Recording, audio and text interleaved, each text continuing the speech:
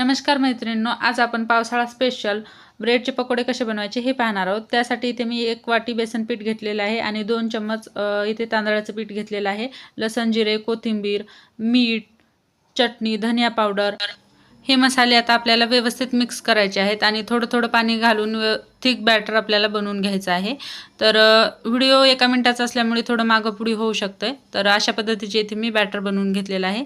आता आपल्याला bread cut करून घ्यायचे आहेत। इथे मी त्रिकोणी चौकोनी साइजमध्ये कट केलेले आहेत। हवं तर तुम्ही बारीक बारीक देखील करू शकता। तर पूर्ण व्हिडिओ मी चॅनलवर अपलोड केलेला आहे, त्याची लिंक मी डिस्क्रिप्शनमध्ये देत आहे, एकदा नक्की चेक करा। तर हे पाहू शकता।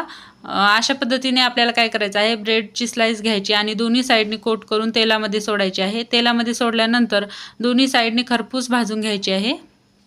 तर हे पाहू शकता, आपले ब्रेडचे पकोडे तयार झालेले आहेत।